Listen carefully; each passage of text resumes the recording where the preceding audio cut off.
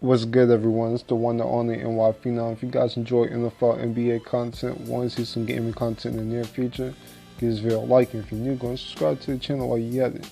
Now let's get into this video. Alright, it's the 2019-2020 Denver Broncos team preview, man. We did the LA Chargers team preview to start off the AFC West, and we're going to get things going, man. I'm not going to talk your heads off. We're going to go ahead, we're going to get into the video. Alright. Let's go and speak about it. Of course, when you do these team previews, we're going to speak about the offense, man. And we're going to start off with Joe Flacco, man. Joe Flacco is now a Denver Bronco. He got traded to the Denver Broncos early in the offseason. And he's over in Denver trying to prove a point, man. I'm seeing him in the early Denver Broncos practices. He looks energized. He looks like he has a point. He's playing with a chip on his shoulder. I mean, the Ravens, he was the all-time Ravens quarterback, led them to a Super Bowl in 2012. Yeah, 2012, led the Baltimore Ravens to the Super Bowl. Last year, Lamar Jackson came in, took his spot.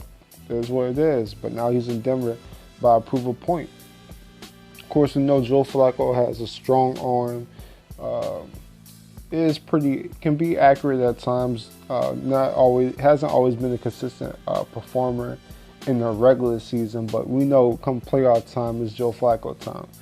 We all know that Joe Flacco always turns it up a notch come playoff time. And yeah, you know, Joe Flacco, he's here, and I'm expecting him to have a pretty good season, man.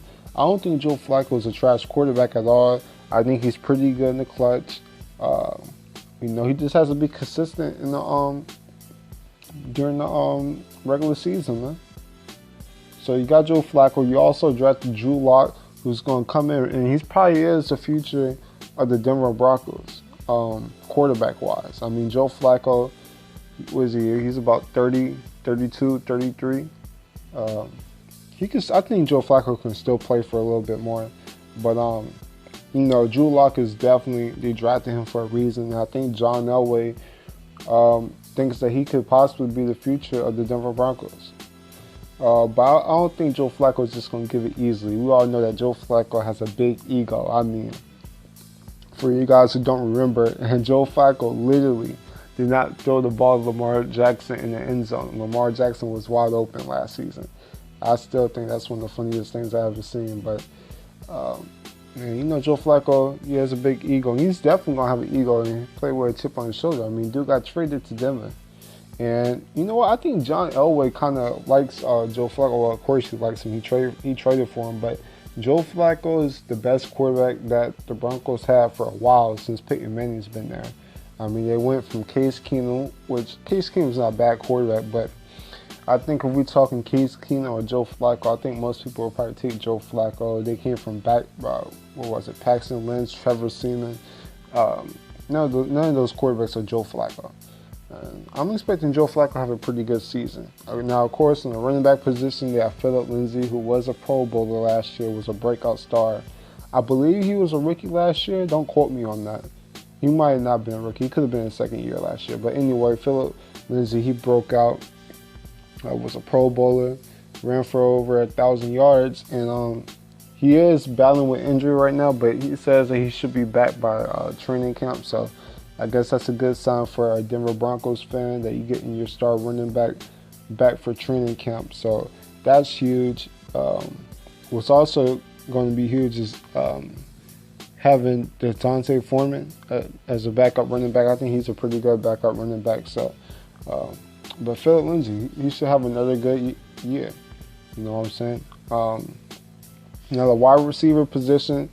Of course, Emmanuel Sanders, he's trying to come back from the torn Achilles. It says that he should be also back by training camp, so that's huge. But we all know torn Achilles, that's the worst injury in sports. Worst injury in sports. And it's going to be interesting seeing what Emmanuel Sanders can do coming back from that torn Achilles. But he's a veteran. You also got Cortland Sutton, who's another young wide receiver. A lot of Broncos fans like his upside, and so has Deshaun Hamilton.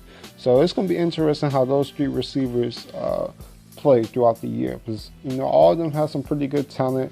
Of course, Emmanuel Sanders, he's the oldest out the group, but you got a young Cortland Sutton and a young Deshaun Hamilton. We'll see how Joe Flacco spreads the ball around to them. Now, the big one is who you guys drafted in the first round. You guys know who I'm talking about, Noah Fant, man. Noah Fant. He was drafted in the first round. I believe the second tight end drafted in the first round last year. Of course, T.J. Hawkinson. He was drafted first, but Noah Fant, man, a lot of people think that he's going to be a big deal. A lot of people think he's going to be a big deal. You know, dude, he was the second highest tight end, second highest tight end prospect coming out the draft. You also had Irv Smith Jr., who was up there, but there was a lot of good tight ends in this draft. But Noah Fant, he's going to come in and solidify that tight end position, because that tight end position, it was a big issue, man. It's a big issue. I mean, one of the other top tight ends, Jake Butt, he's coming in from injury. So, I mean, Noah Fant's going to come in and solidify that tight end position, no doubt. So you got that. And then let's speak on this offensive line. They brought in Jawan James in the offseason. Really good pickup to solidify that tackle position. That's going to be huge, man. You're going to have to protect Joe Flacco. You know what I'm saying? You're going to have to protect Joe Flacco. And I think Jawan James is going to be able to do that. But the offense as a offensive line as a whole, I mean, it's solid. I'll say it's solid to average. Solid to average. I like their pickup with Jawan James. The other pieces are kind of unknown. They drafted a Dalton Reisner, who's going to come in from day one looking like he's going to be the starting right guard. So we're going to see how it plays out. But they're going to need its offensive line to hold up, because you got Phillip Lindsay. He's going to have to break out, and of course you're going to need the offensive line. The offensive line is going to hold up for Phillip Lindsay to have another season like he had last year.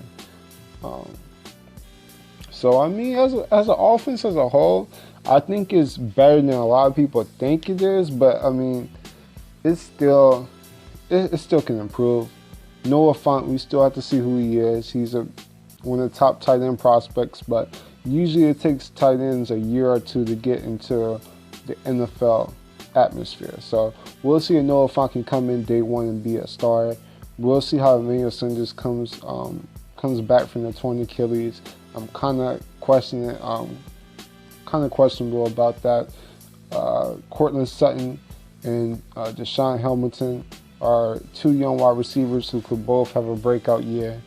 And we'll see how this offensive line plays out. And then who knows, man, if Joe Flacco can play how he does in the playoffs, yo, this Broncos team is going to be for real. This Broncos team is going to be for real. But we'll see how it plays out. Can Joe Flacco have a redemption year? Be known as a true starting quarterback again. And we'll see. I mean, who knows? If Joe Flacco struggles and Drew Lock comes in and he starts balling out, it's the Drew Lock show now. So we'll see how it plays out. The offense as a whole is average. It's average, you know. So that's pretty much what I want to say. Now let's speak on this defense, man. Let's speak on this defense.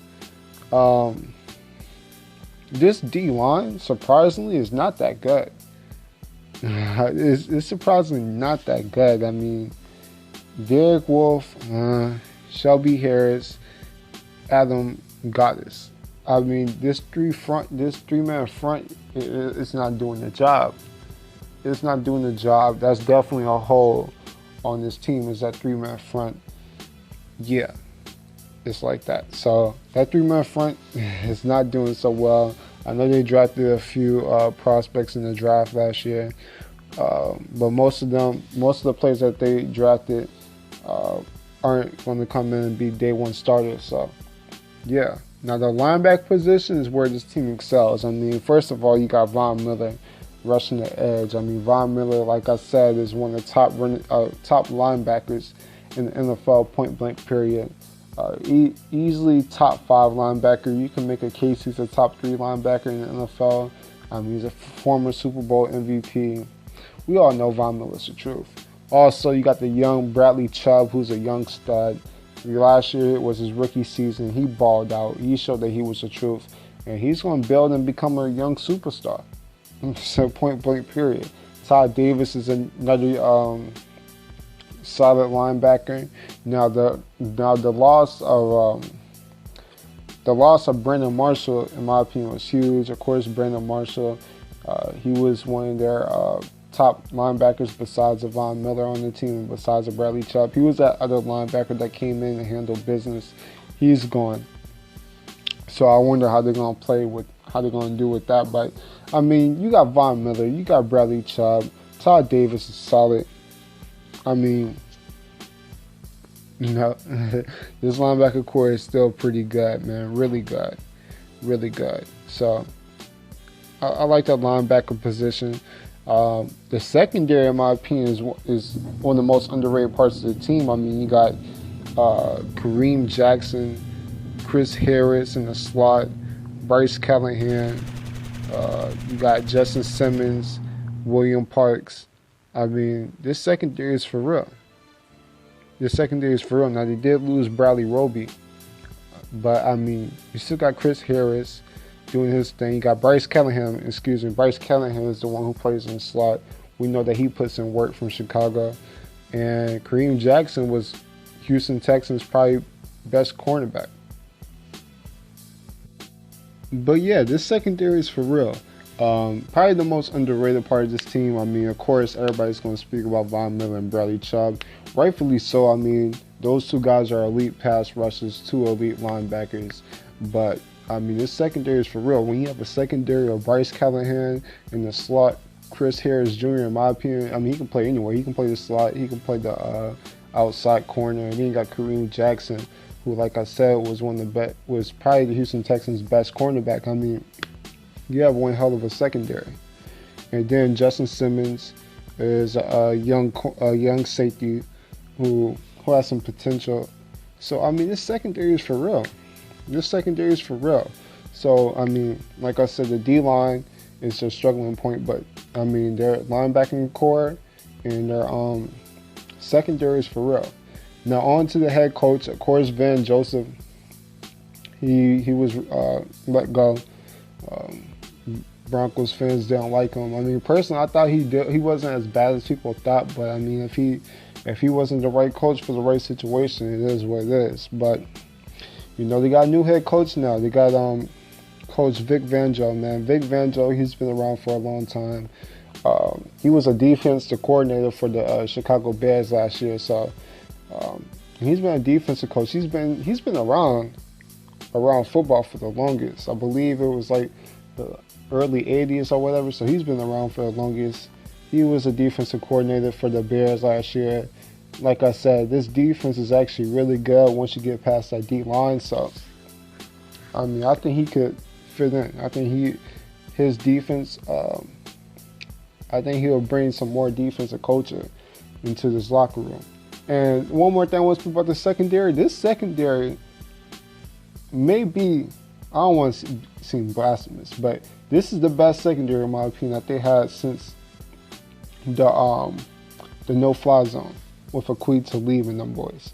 So, I mean, like I said, they did lose Bradley Roby. They did lose Darion Stewart, but this secondary is still for real. But, I mean, I talked about the coach, talked about the offense, talked about the defense. Now it's time to rank this team, man. And I feel kind of up in the air right now. I'm not sure if I should rank them as I have two rankings in mind. And I still haven't really thought of one. But, you know, they got Joe Flacco, who I think is a solid quarterback. I still think he's a solid quarterback. I don't think Joe Flacco's a bum. And you got some pieces. I'm going to say this is the average team. I'm going to put them in tier 3. I was thinking about putting them in tier 4. Before this video, I was pretty much thinking about putting them in tier 4. But thinking about it, this linebacking core, this secondary is for real. Joe Flacco is an improvement from Case Keenum. Phillip Lindsay is going to another season And this wide receiver core has something to prove. Emmanuel Sanders coming from a torn Achilles. You got the young wide receiver in Cortland Sutton and the other Deshaun Hamilton. You drafted Noah Fant. So I'm going to put them as an average team. Maybe I'm showing them too much love. I mean, they did go 6-10 last year, but I mean, it's a new season. I think this team has quietly improved a bit. So, Broncos fans, tell me how you guys feel about that. Do you guys feel that you're a tier 3 team? Do you guys feel that you're higher? Do you guys feel that you're a tier 2, tier 1 team? Tell me down below. But I mean, that's pretty much all I really gotta say, man. That's all I really gotta say. If you guys enjoy NFL, NBA content, want to see some gaming content in the near future, give this video a like. If you're new, go and subscribe to the channel while you're at it. I'm the phenomenal one, and I'm out. Deuces.